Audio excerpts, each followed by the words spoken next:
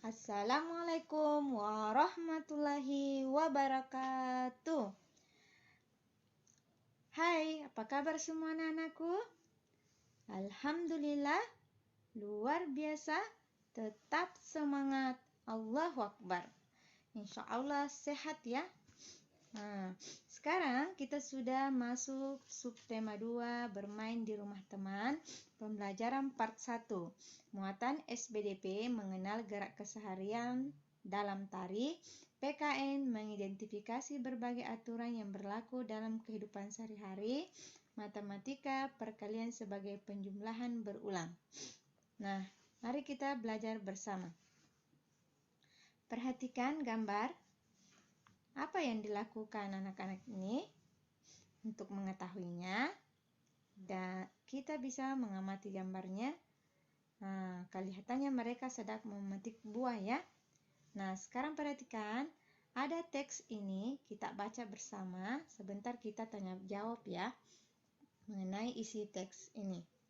Nah, sekarang mari kita membaca teksnya. Memetik jambu di rumah Udin. Pohon jambu di rumah Udin sedang berbuah. Udin mengajak Beni dan teman-teman untuk bermain di rumahnya. Mereka memetik jambu yang tumbuh di depan rumah. Buahnya sangat banyak. Udin dengan semangat memanjat pohon jambu. Beni memetik jambu dengan menggunakan galah. Lani memetik jambu yang buahnya tidak terlalu tinggi. Sementara Edo dan Siti mengumpulkan buah jambu yang sudah dipetik.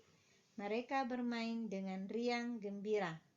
Nah, sekarang mari kita tanya jawab. Yang pertama, apa yang dilakukan Beni dan teman-temannya? Nah, memetik jambu. Kedua, siapa saja yang ikut bermain di rumah Udin? Siapa? Ya, benar sekali, Beni dan teman-teman. Ketiga, di mana Beni dan teman-teman memetik jambu? Ya, benar sekali, di depan rumah. 4. Bagaimana cara Beni dan teman-temannya memetik jambu? Bagaimana? Udin memanjat pohon, Beni menggunakan galah, Lani memetik menggunakan tangan, Siti mengumpulkan buah bersama Edo ya. Nah, apa yang digunakan Beni untuk memetik jambu? Tentunya galah ya. Iya. Nah, anak-anakku, untuk menjawab pertanyaan teks bacaan itu, nak, harus baca dulu teksnya. Nah, ini ya. Nah, tahukah kalian apa termasuk benda apa itu galahnya yang digunakan Beni? Iya, benar sekali, benda padat. Kalau jambu termasuk benda apa, nak? Iya, benda padat juga semua. Iya. Nah, masih ingat sifatnya benda padat apa, nak? Iya, bentuk dan ukurannya tetap meskipun dipindahkan ke tempat-tempat yang berbeda ya. Nah, sekarang coba perhatikan ini. Gerak dilakukan Siti. Siti sedang memetik buah menggunakan tangan, kepala, dan kaki. Sebagaimana yang kita pelajari di tema 1 kemarin, kita sudah belajar gerak dasar kepala, tangan, dan kaki dalam menari. Nah, hari ini kita belajar gerak keseharian dalam tari. Jadi, gerak keseharian ini kita bisa buat menjadi tarian. Misalnya gerak memetik jambu yang dilakukan Lani, bisa kita variasikan menjadi gerak tarian. Nah, apa nama gerak tariannya kalau memetik jambu? Ya, kita bisa beri nama tarian memetik jambu ya. Jadi tarian itu bisa kita berikan nama sesuai dengan apa yang kita peragakan. Seperti tarian panen padi, tarian menanam jagung juga ada. Nah, biasanya itu di Makassar, Sulawesi Selatan, itu kalau ada acara-acara pesta atau pernikahan atau acara-acara ya, cara-cara kegiatan-kegiatan di sekolah atau di mana biasa itu ada namanya tari padupa. Nah, tari padupa itu artinya tari menyambut. Jadi biasanya itu digelar tarinya pada saat kita menyambut tamu yang datang atau pengantin yang datang ya. Jadi kita menyambut dengan tarian padupa namanya ya kalau di Sulawesi Selatan. Nah, sekarang tarian itu pastinya menggunakan gerakan dasar kepala, tangan, dan kaki ya. Namun kali ini kita mau peragakan gerak keseharian dalam tari ya. Jadi gerak keseharian ini memetik jambu ya. Coba lihat gerakan yang dibawa menggunakan gerakan kepala, menoleh ke kanan dan ke kiri, menengok ke atas dan menengok ke bawah ya. Kemudian di sini tangannya di atas, tangan ke bawah, tangan ke samping kanan dan ke samping kiri. Nah, ini gerakan-gerakan yang digunakan pada saat memetik jambu ya. Nah, ini gerakannya bisa divariasikan agar lebih menarik. Nah, jadi kalau kita mau menari itu harus gerakannya yang bervariasi supaya orang senang melihatnya ya, senang melihat kita menari ya. Jadi tarian itu sesuai dengan tema atau judul yang kita bawakan ya. Jadi itu tentang tari ya. Nah, insya Allah di rumah kalian peragakan dengan hitungan 2x8 di rumah ya. Contohkan gerakannya memetik jambu ya. Oke, sekarang perhatikan sini. Beni memetik 7 buah jambu. Udin memetik 7 buah jambu. Lani juga memetik 7 buah jambu. Semua jambu yang telah dipetik dikumpulkan oleh Edo dan Siti. Jambu tersebut dimasukkan ke dalam keranjang. Berapa jumlah jambu yang ada dalam keranjang? Berapa jumlah berarti mau diapa Mau dijumlahkan ya? Oke, sekarang perhatikan sini. Beni 7, Udin 7, Lani 7. Mau diapakan tadi? Mau dijumlahkan. Sekarang kita jumlah. Nah, ada di sini 3 kali kita menjumlahkan. Bagaimana ya kalimat perkaliannya? Nah, perhatikan. Di sini ada Beni 7, Udin 7. Kita hitung 1, 2, 3. Berarti kalau mau dibuat perkaliannya 3 dikali. Nah, angka apa yang dijumlahkan Angka 7, angka 7, angka 7. Jadi semua angka 7. Berarti 3 dikali 7. Artinya 3 kali kita menjumlahkan angka 7. Nah, berapa ini Jawabannya 3 kali 7. Nah, untuk memudahkan kita mencari itu 3 kali 7, maka dijumlahkanlah 7 ditambah 7, 14. Ditambah 7, 21. Kalau di sini 21 berarti di sini juga 21 karena sama artinya ya. 7 tambah 7 tambah 7 artinya 3 kali ambil 7. Berbeda dengan yang ini coba perhatikan. Nah, angka 3 ada berapa? 1, 2, 3, 4, 5, 6, 7. Ada 7. Berarti kalimat perkaliannya 7 dikali angka apa yang dijumlah Angka 3. Berarti 7 dikali 3.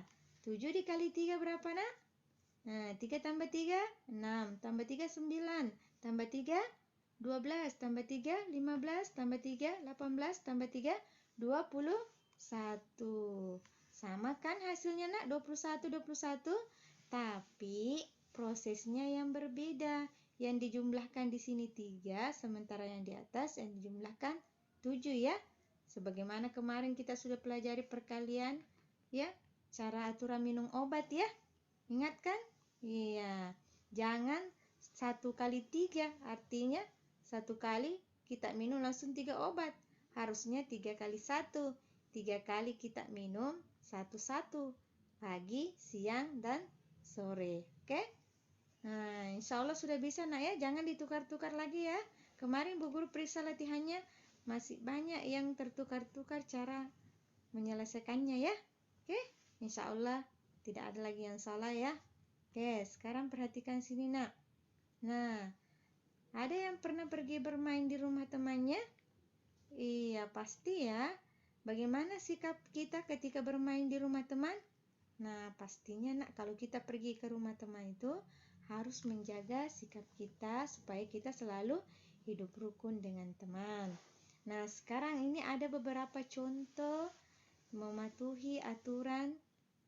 Ada beberapa contoh di sini. Coba kita tentukan yang mana di sini yang mematuhi aturan dan mana yang tidak mematuhi aturan. Sekarang coba perhatikan.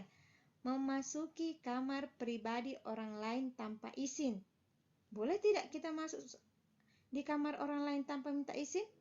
Tentu saja tidak boleh. Berarti ini tidak mematuhi aturan. Benar sekali nak ya.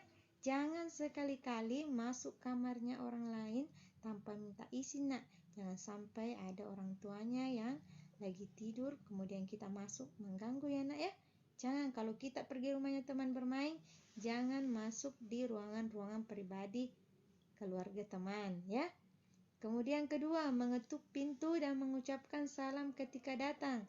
Ya, benar sekali. Kita harus mengetuk pintu, jangan langsung masuk ya. Tidak boleh kita langsung masuk, itu namanya menyerobos di rumah orang ya. Oke, betul sekali. Tidak mengambil barang sembarangan. Iya, kita tidak boleh mengambil barang sembarangan. Iya, kenapa tidak boleh? Jangan sampai kita nanti kita mengambil barang orang lain, kan biasanya disebut apa nak? Iya, pencuri. Jadi tidak boleh ya. Tidak boleh kita mengambil tanpa seizin, ya nak? Nah, berarti ini mematuhi aturan ya? Iya, benar sekali. Memakan dan meminum sesuatu tanpa izin. Wah, tidak boleh ya. Jangan sampai kita makan makanan itu padahal makanan itu sudah kadaluarsa. Kita tidak memberitahu yang punya siapa yang punya. Ya, makanan tidak boleh ya. Nanti kita dipersilakan makan baru boleh. Jangan sampai makanan itu untuk orang lain kemudian kita yang memakannya ya. Tidak boleh nah ya. Berarti ini tidak mematuhi aturan. Nah, tidak membuang sampah sembarangan. Iya, benar sekali. Tidak boleh membuang sampah sembarangan ya. Kalau kita pergi bermain di rumah teman, tidak boleh membuang kotor-kotor. Kalau perlu, mainan yang sudah kita pakai dirapikan bersama-sama. Setelah itu baru kita pulang ya. Nah, sudah tahu kan yang mana sikap-sikap yang mematuhi aturan di tempat bermain atau di rumah teman ya. Nah, sekarang perhatikan coba. Aturan nak ada di mana-mana. Aturan berlaku di rumah, di sekolah, dan di masyarakat. Aturan berguna untuk mengatur kehidupan. Jadi aturan itu untuk mengatur kehidupan. Aturan di rumah wajib ditaati oleh semua anggota keluarga. Aturan dalam bermain juga wajib ditaati oleh semua anggota yang ikut dalam permainan. Apa yang terjadi kalau kita tidak mematuhi aturan? Ya, banyak sekali ya. Kalau misalnya kita melanggar aturan yang ada sanksinya, berarti kita dapat sanksi. Kalau kita melanggar aturan yang lain lagi, bisa kita merugikan diri sendiri dan orang lain nak ya. Jadi akibatnya banyak. Kalau kita melanggar aturan, hidup kita tidak rukun, tidak tenang, tidak tentram. Hidup kita juga tidak teratur ya.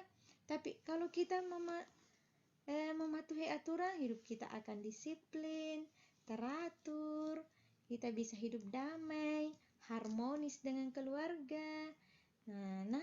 Nah, kalau kita nak melanggar aturan, akibatnya itu bisa juga merugikan diri kita sendiri dan orang lain nak, ya.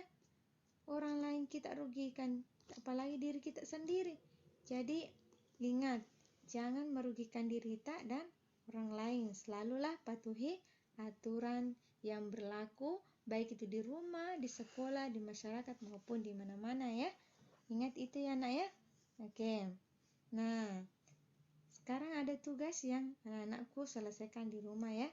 Nah, latihan 1, 2, 3, 4, manfaatnya aturan. Untuk apa itu aturan? Nah, akibatnya melanggar aturan dapat merugikan siapa? Ketika bermain di rumah teman. Nah, ini ya.